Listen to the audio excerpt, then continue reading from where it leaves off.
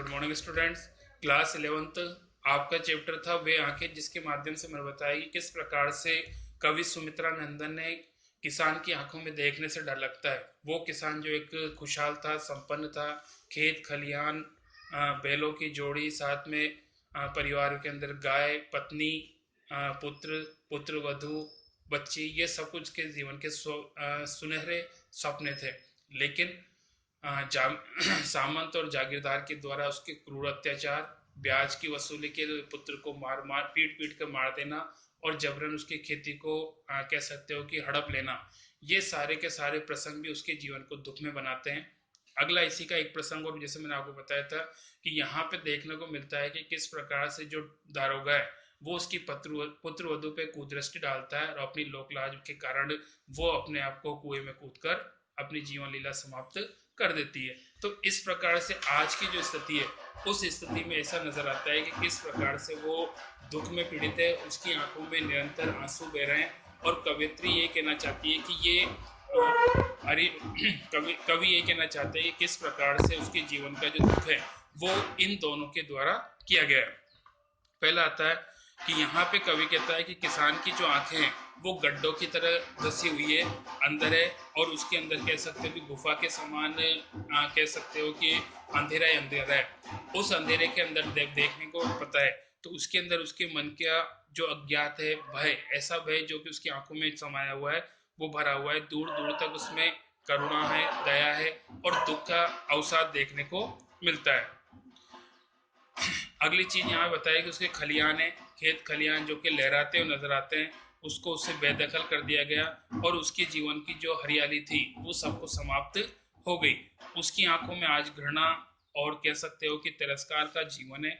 उसके नुमाइंदे, सूदखोर के जो नुमाइंदे, उन्होंने उसके साथ बुरा व्यवहार किया, उसके साथ मारा पीटा, उसके पुत्र को मारा और इतना मारा कि उसकी मृत्यु हो गई। और इसी के कारण यहाँ पे हो सकता है कि उसकी परिवार में उसकी पुत्रवधु को कुल कलंकनी तक का भी कह सकते हो कि आरोप लगाया है। साथ में अपनी पत्नी के बारे में कवि बताता है किस प्रकार से किसान की जो पत्नी है वो भी हो सकता है कि दवा की अभाव के कारण, क्योंकि पैसा नहीं है, दवा का अभाव है, तो उस कारण उसकी मृत्यु हो जाती है। और और उसी पर निर्भर उसकी दूध मुही जो बेटी है वो भी अपनी मृत्यु को प्राप्त कर लेती है। परिवार में और कोई नहीं बचा, सिर्फ पुत्र वधु है। पुत्र वधु के लिए जैसा कि आपको बताया गया कि कोतवाल है, उसकी कुदृष्टि उस पर रहती है और वो उसे थाने में बुलाकर उसके साथ बुरा व्यवहार करता है। अपनी लोक लाज को बचाने के कारण कुएं में कूदकर मृत्यु को पा लेती है। तो ये सारा जो जीवन चक्र है, ये सारा जीवन चक्र उसके जीवन के दुख का कारण बन गया है। और इसी कारण आज पंत को लगता है कि यहाँ पंत जी को लगता है कि किस प्रकार से हो सकता है कि भारतीय जो किसान है वो इस जागीरदारी प्रथा के अंदर अपने जीवन को खफा देते हैं, किस प्रकार से उनका शोषण होता है, अत्याचार होता है, अनाचार होता है।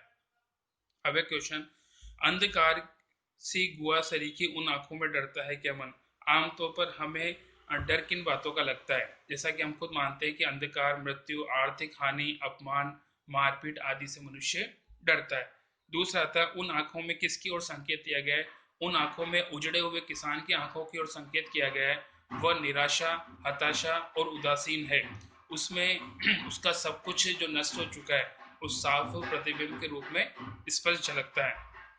अगला आता है कवि को उन आंखों में डर क्यों लगता है? कवि को किसान की आंखों से डर लगता है, परंतु फिर भी वो उसका वर्णन करता है क्योंकि वो समाज को उसके कष्टों और समाज की उपेक्षापूर्ण रवैयों के बारे में बताना चाहता है। वो चाहता है कि समाज को इस बात का आभास हो कि किस प्रकार से जागीरदारी और जमींदारी प्रथा ने लोगों का शोषण किया है, अत्याचार किया है। डरते हुए भी कवि ने उस किसान की आंखों का वर्णन क्यों किया है? वही चीज वापस आती है कि कवि को किसान की आंखों से डर लगता है, परंतु फिर भी वर्णन करता है क्योंकि समाज को उसके कष्टों के बारे में, उसके कह सकते हो कि उसके दुख के बारे में बताना चाहता है। और ये भी बताना चाहता है कि समाज का जो रवैया किस प्रकार से उसके उस प्रति उपेक्षापूर्ण है, ये चीज बताना चाहता है। तो जैसा कि आपको ये बता दिया कि कवि ने इन सब चीजों का वर्णन कुल मिला के इसलिए करना चाहता है क्योंकि वो कवि है और कवि अपने दायित्व से कभी पीछे नहीं हटना चाहता।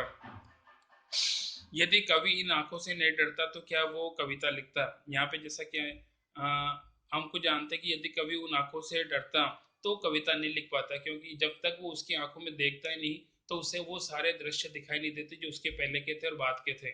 एक संपन्न किसान, स्वाभिमान किसान का जीवन भी गुजरा है, और एक अपमानित और कह सकते हो कि निराशा और अवसाद में घिरे हुए किसान का वर्णन भी उन आंखों में दिखता है। तो ये सब जब भी हो पाता है जब उसके आंखों में देखा जाता है। किसान की पीड़ा को नहीं देख पाता, उसको समझ नहीं पाता, और बिना उस पीड़ा को समझे हुए वो कविता लिखने में सक्षम नहीं होता। नेक्स्ट आता है, कविता में किसान की पीड़ा के लिए किसे जिम्मेदार बताया गया है।